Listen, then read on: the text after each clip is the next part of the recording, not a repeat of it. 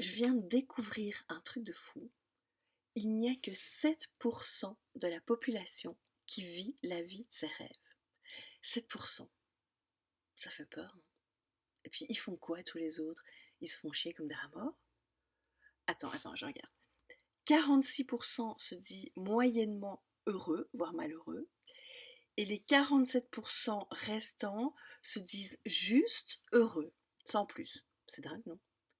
C'est un peu comme s'ils avaient répondu à la question qu'est-ce que tu veux faire quand tu seras grand par ah ben moi, j'ai bien réfléchi, je veux être moyennement heureux. Ou juste heureux, ce sera déjà bien assez. C'est dingue, non? Donc en fait, on a 7% de super méga heureux, le pied absolu, 46% de bof bof moyen moyen, et 47% de oui, ça va pas mal. Vous allez me dire que 47% c'est déjà pas si mal, c'est vrai, mais je ne suis pas certaine que si votre enfant vous ramenait un bulletin avec 47%, vous trouveriez ça tout aussi génial, mais on ne va pas comparer des pommes et des poires, ni des gens malheureux avec des équations à deux inconnus. On est bien d'accord, ça ne se compare pas. Mais quand même. D'autant que si on creuse quand même un peu, on se rend compte que ces 47%-là, ceux qui disent qu'ils sont heureux, eh bien, ils sont surtout heureux grâce au confort et à la sécurité qu'ils ont mis en place dans leur quotidien. Un bonheur tranquille et rassurant, en quelque sorte. C'est pas foufou non plus, hein, on va pas se mentir. Mais pourquoi pas, après tout? Mais 7% quand même, c'est vraiment pas beaucoup. Vous savez ce que je crois? C'est que le bonheur ne se cache pas du tout, mais pas du tout, là où on croit qu'il se cache. Pas du tout là où on croit qu'il se cache.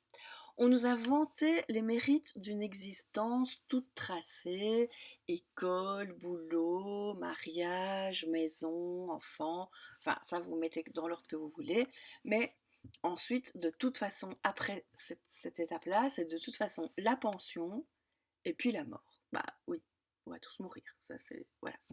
Ce qui veut dire que bonheur tranquille peinard des 47%, ben finalement, ouais.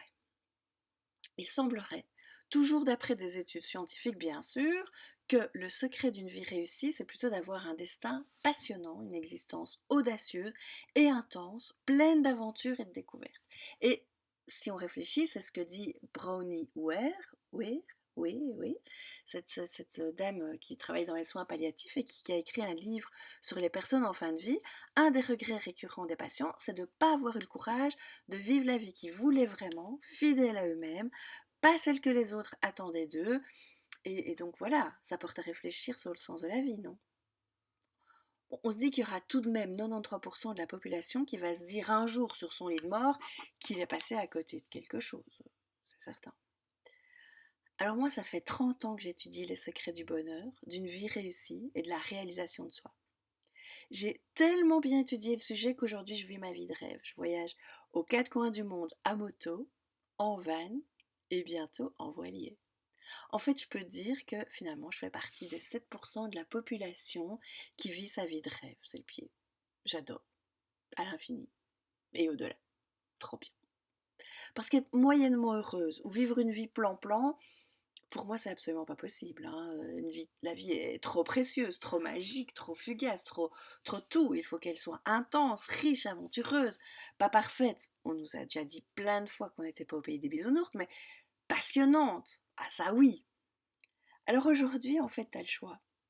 Soit tu fais partie des 93%, tu sais, les autres là, soit tu rejoins le réseau de celles qui osent pour faire partie des 7%. Je te dépose tous les liens en dessous ou au-dessus de cette vidéo. Tu trouveras, c'est toi qui vois. Bon allez, à plus dans le bus. Ah bah non, je prends pas le bus.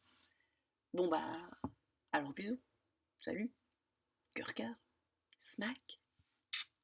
Ciao.